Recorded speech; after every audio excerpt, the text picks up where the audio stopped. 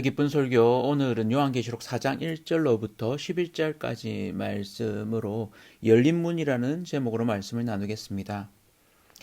제랄드 시처의 하나님의 뜻이라는 책이 있습니다.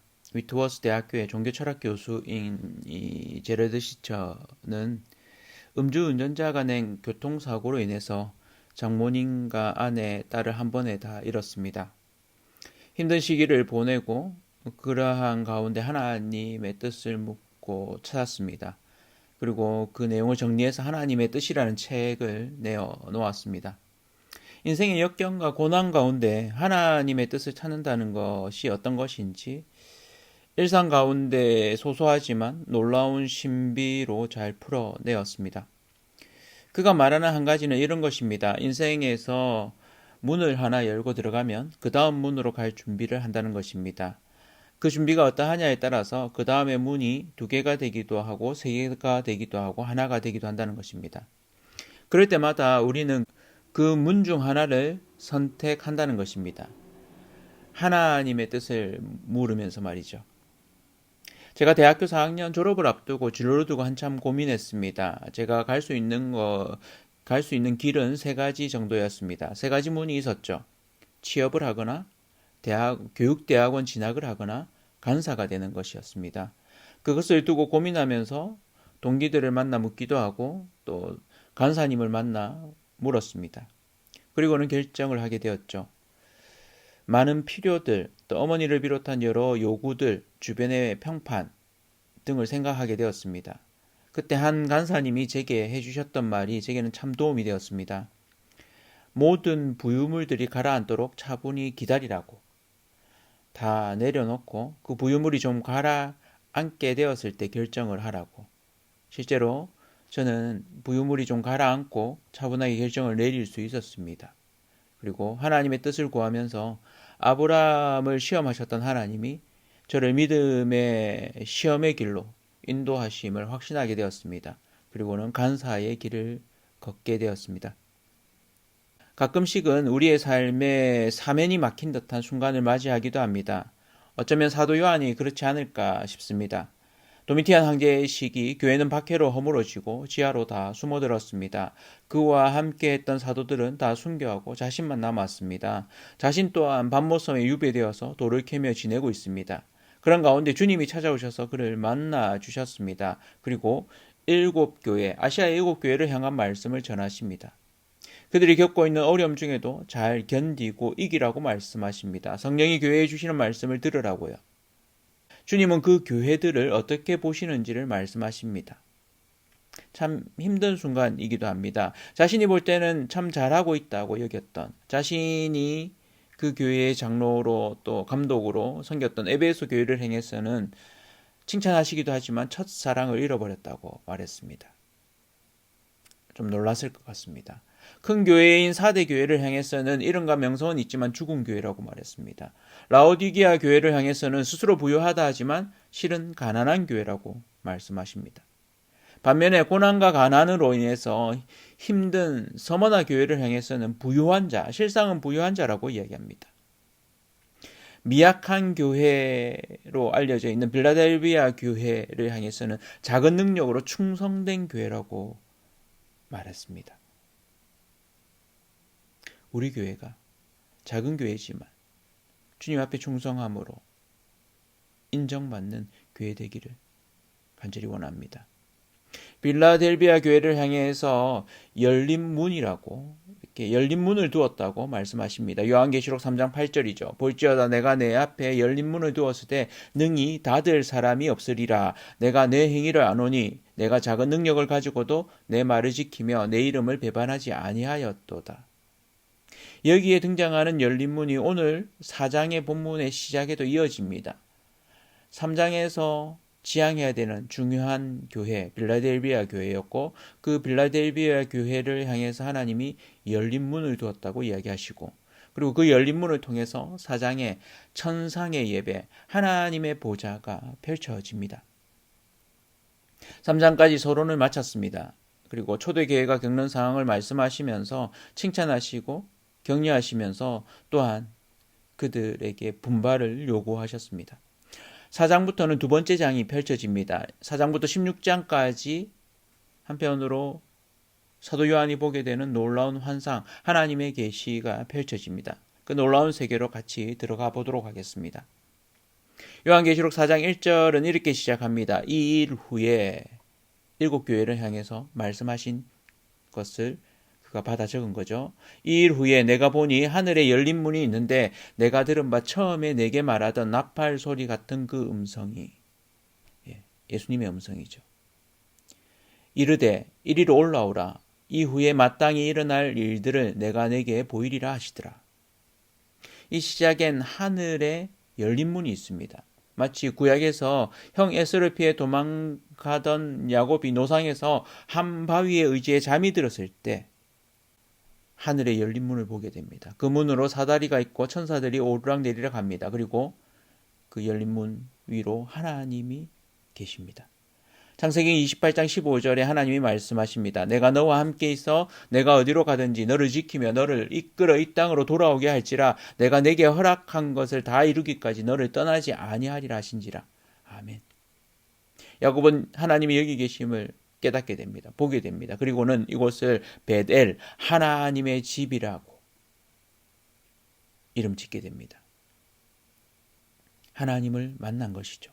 그리고 그의 삶은 하나님이 인도하시는 삶이 되고 결국에는 그 하나님의 인도하심을 확신하게 됩니다. 사도 요한은 어떻습니까? 90이라는 나이에 이제 자신에게 남은 삶도 사역도 얼마 없지만은 예수님의 음성을 듣습니다. 1장 10절이죠. 주의 날에 내가 성령에 감동되어 내 뒤에서 나는 나팔 소리 같은 큰 음성을 들으니 오늘 하늘 문이 열리고 주님의 음성이 들립니다. 그리고는 말씀하시죠. 뭐라고요? 이리로 올라오라. 땅에 있던 사도 요한이 하늘로 올라갑니다. 그리고는 이후에 마땅히 일어날 일들을 보게 하십니다. 성령께서 그의 눈을 열어주시죠. 요한계시록 4장 2절입니다. 내가 곧 성령에 감동되었더니 보라 하늘에 보좌를 베풀었고 그 보좌 위에 앉으신 이가 있는데 주님의 음성을 듣고 그는 놀라운 경험을 하게 됩니다. 성령이 그의 눈을 열어주신 것이죠. 성령에 감동되어 하늘 보좌를 보게 됩니다. 이전에는 보지 못했던 것을 보게 되는 거죠. 영안이 열리게 된 것입니다. 구약에 영안이 열리는 사건이 있습니다. 이스라엘 북부의 아람 왕이 북이스라엘을 침략합니다. 밤에 많은 병거와 군사를 이끌고 와서 이스라엘을 덮칩니다. 그러나 선지자 엘리사는 전혀 두려워하지 않습니다. 그 하인 게하시는 두려움에 떱니다. 그때 엘리사가 기도합니다. 하나님께. 열왕기하 6장 17절이죠. 기도하여 이르되 여호와여 원하건대 그의 눈을 열어서 보게 하옵소서. 게하시의 눈을 열어달라는 거죠. 하니 여호와께서 그 청년의 눈을 여심해 그가 보니 불말과 불병거가 산에 가득하여 엘리사를 둘렀더라. 게하시도 영안이 열려서 보게 된 것입니다. 저와 성도님들의 영안이 열리기를 소원합니다. 우리는 때로 눈앞의 상황만으로 어찌할 바를 몰라 합니다. 그러나 하나님은 우리의 눈을 열어주십니다. 더 큰 시선으로 보게 하시죠. 하나님의 뜻을 알게 하십니다. 다윗은 아들 압살롬으로부터 배신을 당하고 도망자의 신세가 됩니다. 그런 와중에도 두려워하지 않습니다. 그가 하나님의 붙드심을 경험하기 때문입니다. 시편 3편 5절 6절 있죠. 내가 누워 자고 깨었더니 여호와께서 나를 붙드심이로다. 천만인이 나를 애워싸 진친다 하여도 나는 두려워하지 아니하리이다. 아멘. 저와 성도님들이 이런 다윗의 고백을 하기를 축원합니다. 어려운 상황 가운데서도 하나님이 우리를 지키고 계심을 믿습니다. 지금 사도 요한은 자신의 상황에서 벗어났습니다. 일곱 교회를 향한 하나님의 평가 또 분발 이런 이야기를 듣고 나서 한편으로 마음이 어려워졌습니다. 그것뿐만 아니라 사도 요한 자체가 지금 처한 상황, 반모섬에서 그가 유배당하고 있는 이 상황 자체도 어려운 상황입니다. 그뿐만 아니라 당시에 도미티안 황제로 인한 핍박으로 인해서 교회들은 다 지하로 숨어 있는 상황입니다. 그런 상황에서 하나님의 보좌에 하늘에 올려져서 하나님의 보좌 앞에 왔습니다. 하나님의 보좌 앞에서 천상의 예배를 보게 됩니다. 그리고는 그 하나님의 모습을 묘사하는데요. 벽옥과 홍보석, 붉은 기운을 가지고 있는 보석입니다. 그리고 보좌에는 무지개가 둘러쳐져 있고 그 보좌에 앉아 계신 분의 빛이 또 녹보석, 에메랄드 같다고 고백합니다. 어떻게 하나님의 형상을 다 표현할 수 있겠습니까? 인간의 언어로 표현할 수 있는, 그 당시의 언어로 표현할 수 있는 그 놀라운 빛, 영광을 이런 벽옥, 홍보석, 녹보석, 그리고 그 보좌에 무지개가 있는 부분으로 표현한 것이죠. 그리고 그 주변에 24 보좌들이 있습니다. 그리고 그 보좌들에는 24 장로들이 있죠. 이것은 구약의 12지파와 신약의 12제자를 상징하는 것입니다. 그리고 이는 모든 믿는 이들을 상징하는 것입니다. 여기에는 우리들도 다 포함되는 것이죠. 이후에도 이 24 장로가 여러 번에 걸쳐서 등장합니다. 이들이 누구일까요? 이들은 사실은 하나님 앞에 예배하는 천사들이죠. 그러나 이들이 24 장로로 하나님을 예배하는 자로 교회를 상징하고 있습니다. 그러면서 보좌로부터 번개와 음성과 우레소리가 납니다. 하나님의 임재를 상징하죠. 구약에서 시내산에서 모세가 하나님을 만나서 십계명을 받을 때 그 산 아래에서는 우레와 번개와 이런 부분들을 보게 되죠. 그 하나님의 보좌 주변에는 켠 등불 7이 있습니다. 이는 성령을 상징합니다. 7령, 하나님의 7영이죠. 6절에 보좌 앞에 수정, 크리스탈이라고 우리가 이야기하죠. 수정과 같은 유리바다가 있습니다. 표현이 그런 거죠. 바다처럼 얇게 속이 비치는.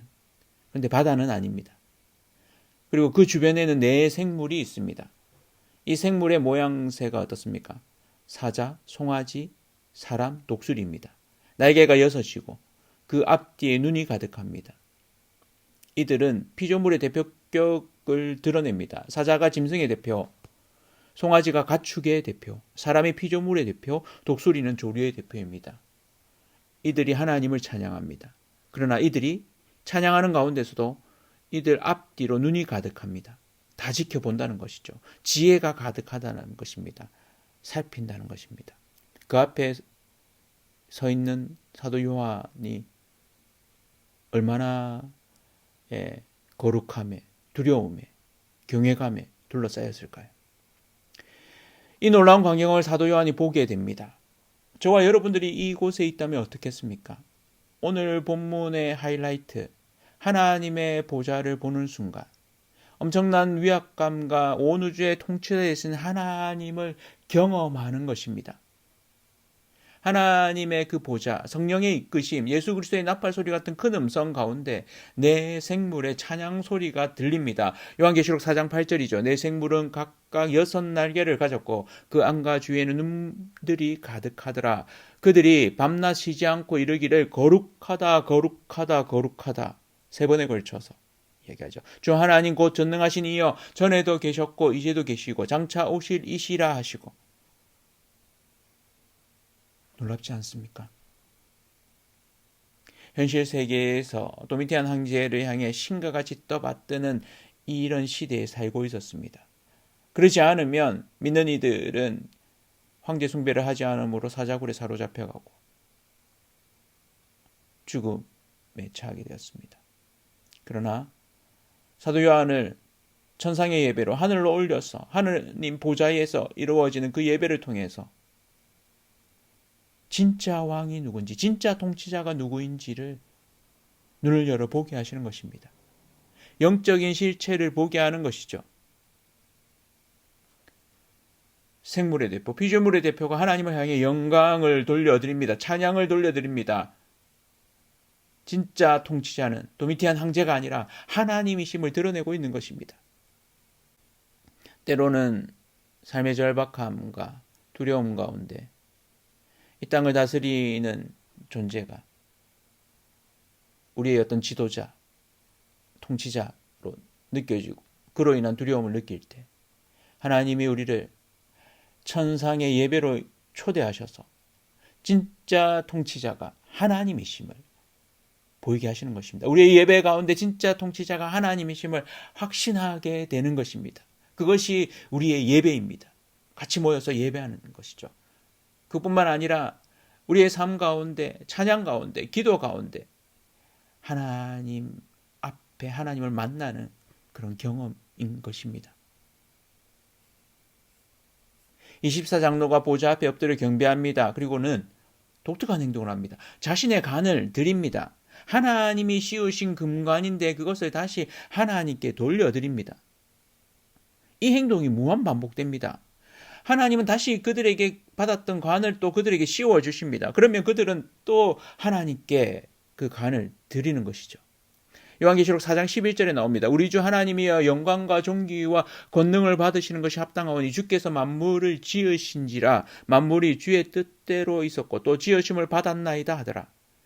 이들이 하는 경배, 여태까지 했던 모든 일들, 자신들이 했던 모든 일들이 내가 한 것이 아닙니다. 하나님이 하셨습니다라고 고백하는 것입니다. 교회는 이러한 고백을 드리는 공동체입니다. 이러한 예배를 드리는 공동체입니다. 모든 영광을 하나님께 돌려드립니다. 내가 여기까지 올 수 있었던 것 하나님이 은혜 베푸셔서 하나님이 저를 붙드셔서 하나님이 나와 함께 하셔서 하나님이 우리 공동체와 함께 하셔서 우리가 여기까지 올 수 있었습니다라고 모든 영광을 우리의 간을 하나님께 돌려드리는 것입니다. 그러면 하나님은 그 면류관을 우리에게 다시 씌워 주십니다. 우리의 삶 가운데 달려가는 길 가운데 늘 하나님께 모든 영광을 돌려드리는 저와 성도님들 되기를 바랍니다. 때로는 우리의 상황이 너무 힘들어서 그 상황에 매몰되기도 합니다. 그럴 때에 그 상황을 객관적으로 볼 수 있는 시선이 필요합니다. 그 시선은 다른 사람에게 우리의 어려움을 어떤 면에서 하소연, 편안하게 이야기하는 것이죠. 그러면 그 사람의 이야기를 들으면서 우리의 상황을 객관적으로 좀 볼 수 있습니다. 그런데 때로는 그렇게 이야기할 수 없는 밤모섬의 요한처럼 그런 상황이 때가 있습니다. 사면초가의 상황, 다 막혀버린 그런 상황이 있습니다. 그럴 때에 하나님이 하늘 문을 여셔서 사도 요한을 그렇게 들어 올리셔서 하나님의 천상의 예배에 참여하게 하시는 것처럼 하나님의 시선으로 지금에 이루어지는 일들, 나의 존재됨을 보게 하시는 것처럼 우리가 예배 가운데, 찬양 가운데, 기도 가운데 하나님을 만나는 그런 경험을 하게 됩니다. 그럴 때에 우리의 눈이 열립니다. 우리가 피조물이라는 걸 알게 됩니다. 진정한 통치자가 이 땅에 있는 어떤 존재가 아닌 하나님이심을 확신하게 됩니다. 그러한 확신으로 매일매일을 살아가시는 복이, 은혜가 넘치시기를 축원합니다. 어떤 상황에 있더라도 하나님은 우리를 잘 아십니다. 그리고 우리에게 찾아오시고 그 상황 가운데 우리에게 하늘의 문을 여시고 야곱을 그렇게 찾아가셨던 그 하나님, 바벨론에 사로잡혀 갔던 에스겔을 찾아오셨던 그 하나님께서, 사도 요한을 찾아오셨던 그 하나님께서, 다윗을 찾아오셨던 그 하나님께서 우리를 찾아오십니다. 그리고는 우리를 부르십니다. 이리로 올라오라. 그럴 때에 하나님의 예배에 참여하며 하나님의 그 영광스러운 가운데 우리가 피조물이고 하나님이 여전히 이 땅을 통치하고 계심을 확신하고 우리의 가야 할 길, 견뎌야 할 길, 이겨야 할 길을 잘 견디시고 이기시는 저와 온 성도님들 되시기를 축복합니다.